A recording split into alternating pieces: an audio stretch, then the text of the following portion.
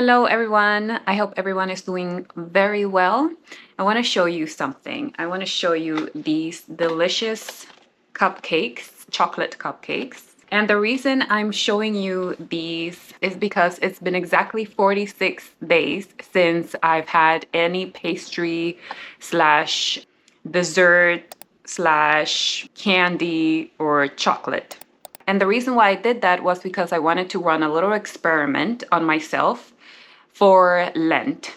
Now, you know that Lent starts on Ash Wednesday, right? And then it goes on to either Holy Thursday or Easter Sunday, depending on the tradition that you follow. But it is 40 to 46 days. It also depends on what you follow.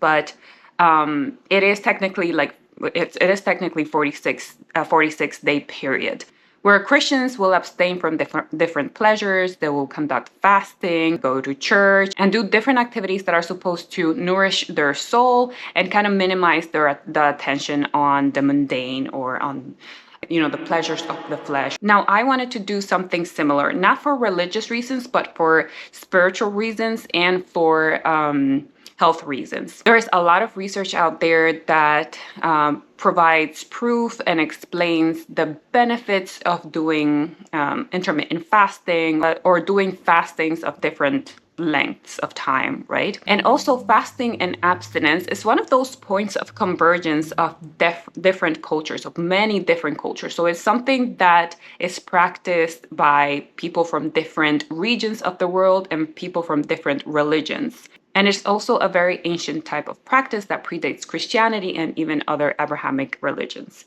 Actually, let me insert a little information about the benefits of fasting right here.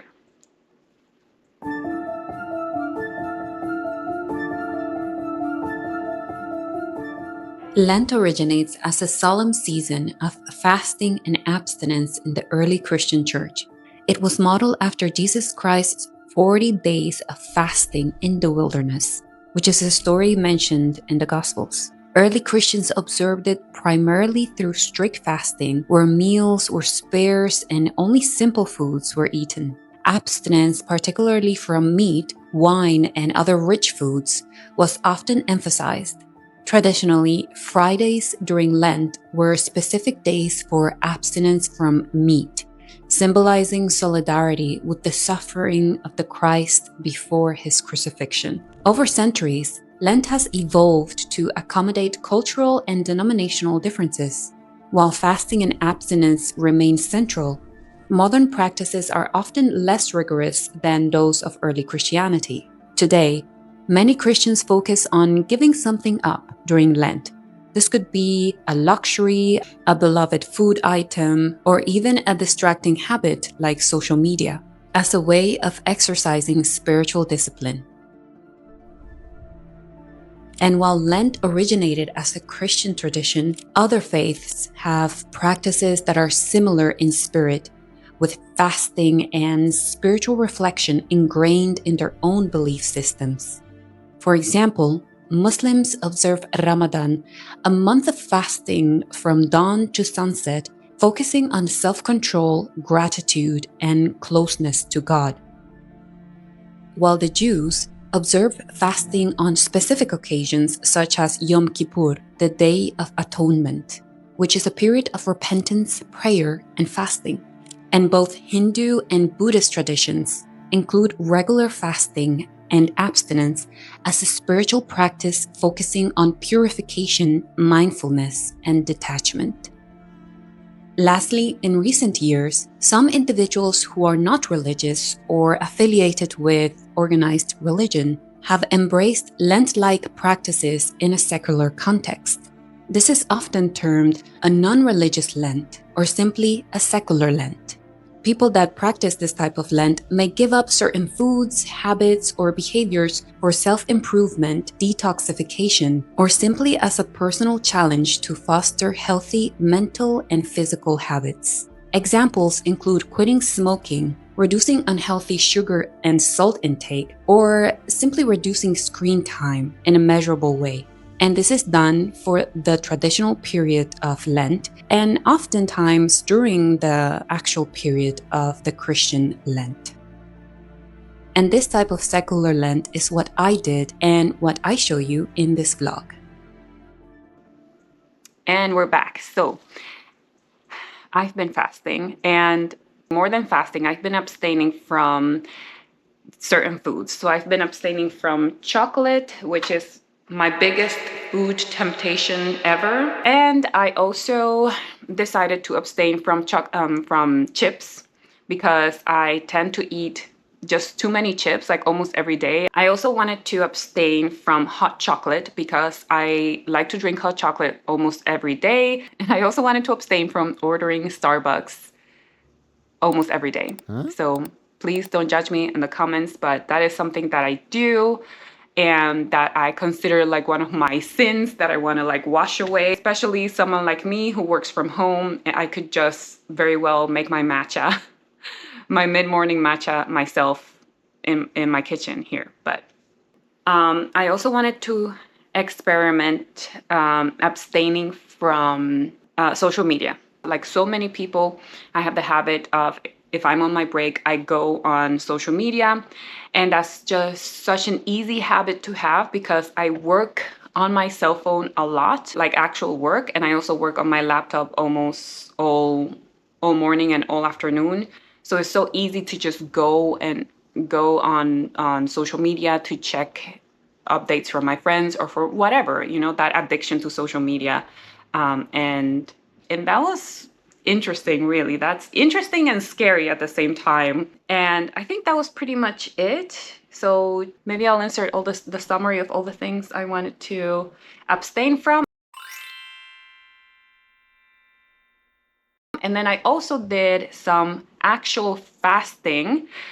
My goal was to do at least 24-hour periods of fasting, and we'll see if I achieve that. So yeah, so I am really looking forward to eating this chocolatey cupcake, and I will see you at the end of this video log. If you want to see me enjoy my cupcake that I've been abstaining for so long, watch the whole video because I will be eating this at the end.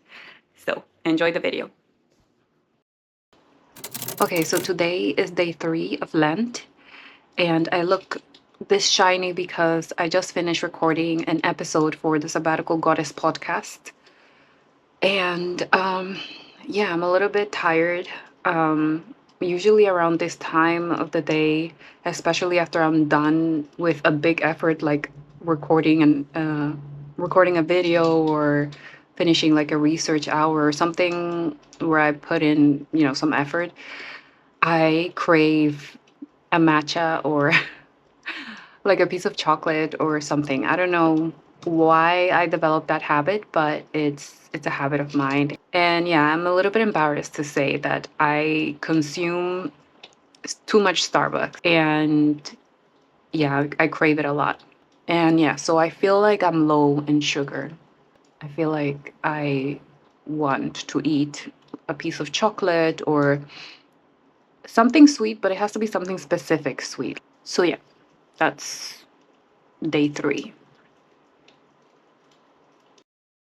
Today is day 8 of Lent, and I just made myself some toasted bread because I was craving Starbucks again.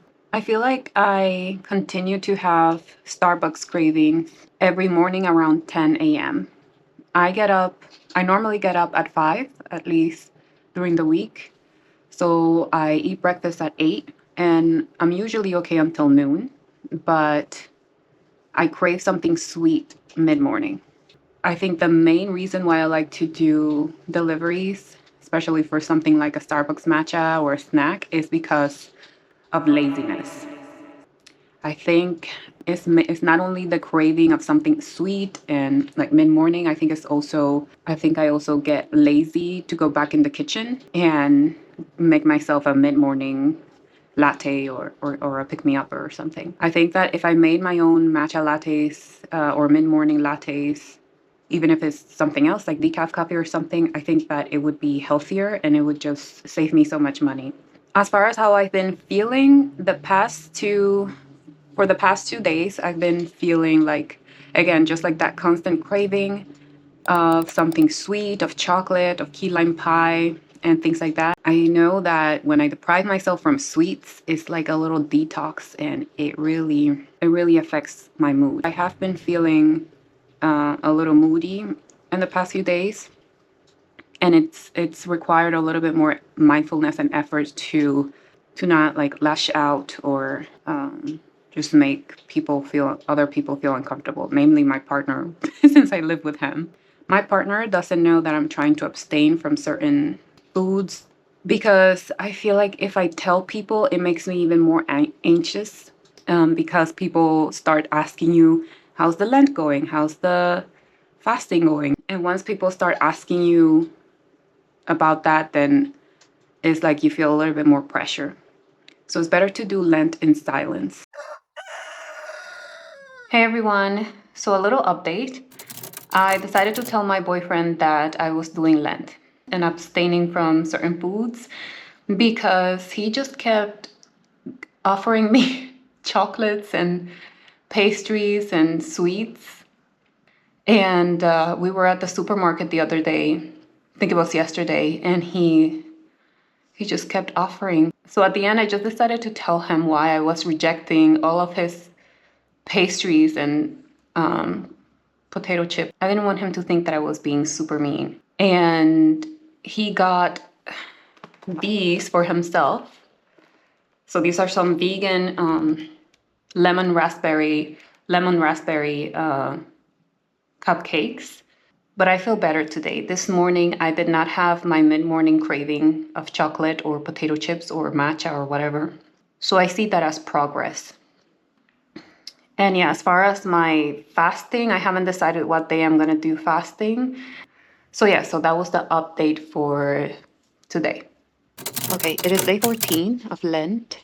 And I think that at this point, I'm over my crazy Starbucks cravings and mid-morning snacks. One thing that I've realized is that the winter weather makes me crave more hot drinks and lattes because I think it gives me comfort. And even though it's March, it's so gray outside. And it was even snowing yesterday. It snowed a little bit, but still we have gray skies and snow and rain. So I don't see any signs of spring yet, at least not enough to improve my mood. So right now I'm working on a video that's been taking me forever to edit. So yeah, and I still have to work on episode 4 of my podcast. So there's a lot that I have to do, and it's still too early for lunch. So I don't know, guys. I'm thinking about giving in and getting myself a latte, but maybe not I'm not gonna order anything for delivery. I might just make myself a small little chai. So let me go downstairs and if I have enough battery, I'll show you how I make my chai. The way I make my chai is very simple. I haven't made one in a while, but it's pretty simple. When I lived in New York, I used to make a chai just like this very often. So this is just black tea. It smells so good though. I'm just going to use about a cup of milk.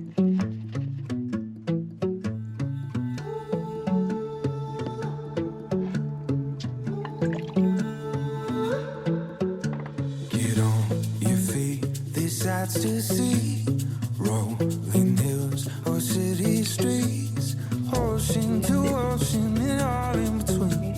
It's out there just waiting on you. Sugar. And then I just let it boil. I might not show you because I'm running out of battery and I gotta get back to work. It's a moment and all in between. It's out there just waiting.